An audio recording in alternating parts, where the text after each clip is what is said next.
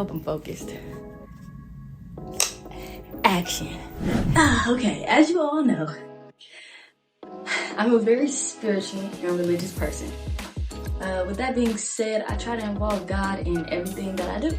As most creators and freelance creators know, staying motivated and keeping a healthy work-life balance can be kind of hard, especially when you gotta eat. Oh my god. Oh!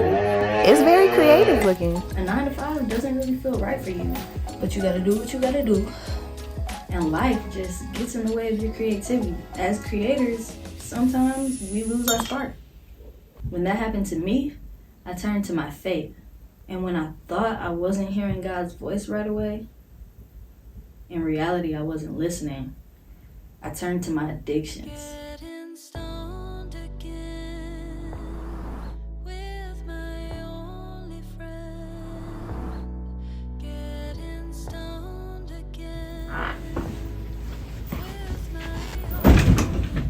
Instead of applying what I've learned over the past few months starting this challenge. But last night, I took action. I stopped wallowing in pity and questioned why I was struggling. And all it took was one coincidental video to pop up on my nightly YouTube scroll that caught my attention and brought all that energy back into my system. I couldn't thank nobody but God in that moment. I'm really cold like that. Okay, I'm not gonna lie, this method that I'm trying out is new to me. I got it from this YouTube video that I watched last night, which I will be talking about later on in the video. All my notes right here, I'm telling y'all I planned this out thoroughly. There are different levels to creating. In the first video I watched, he explained it so beautifully. He liked to cook and he compared the setting up of film production to cooking. So there's a prep stage, there's a cooking stage, and then there's a plating stage. The prepping stage is all your framework, all of your block by block, step by step setups to getting your plan together, your plan, basically. The cooking is actually making the video, so what I'm doing right now, recording and the fun of it, figuring stuff out, making sure things work how you want them to, how you imagine them to, so your message can be portrayed in a way that you want your audience to see it as clear and concise as possible. And the plating stage is everything behind the scenes involving the editing and the effects, all the razzle dazzle, basically, all the razzle dazzle.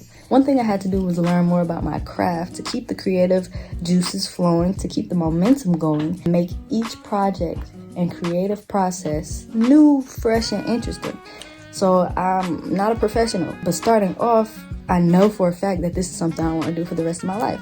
So in order to not get discouraged and frustrated, I have to keep actively wanting to learn, actively shooting for the stars with everything that I do. So what do I want to call it? Those late night thoughts when you just be like, I gotta change my life, I gotta do better. When I was in that process, I watched a couple YouTube videos explaining lighting, and how I got it set up now is, he said always shoot from the shadow side.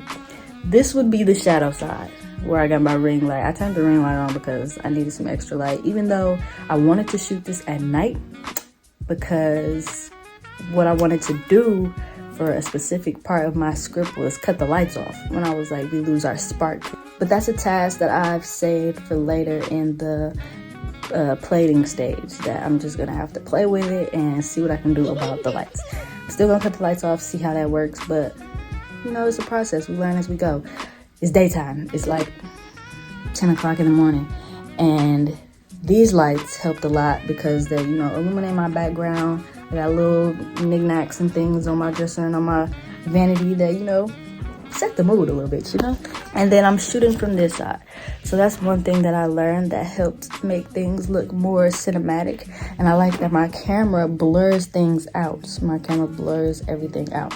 So that's definitely an advantage to having an iPhone. Budget friendly. It's a ring light. It's just a ring light and stuff that I already had in my room, my vanity. And an iPhone. I have a camera right here, my Canon Rebel T7i, I believe. From a professional standpoint, I understand that this is not the best way to shoot it. There are definitely some other more advanced ways that I can make this scene look even prettier than it already is. But you know, you gotta get it how you can. It's beginner creator. Ouch! Oh, I'm pinching my finger. It's beginner creator friendly. Don't let the lack of equipment stop you from doing what you love doing. You know, eventually, as time goes on, with the 9 to 5s, I'll be able to get more gear and make things look exactly how I want them to look. But right now, I'm just learning about everything, and that's the fun of it. That's the fun of it. That's the meat of the project in reality. That's how you grow. That's how you grow. So, yeah, like I said, let's just keep growing and glowing, guys. Let's keep growing and glowing.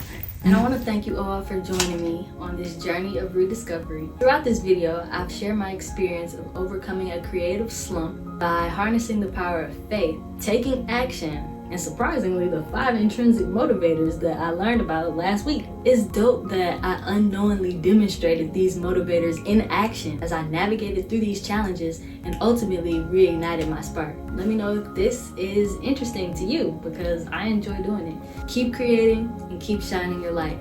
Until next time, stay inspired.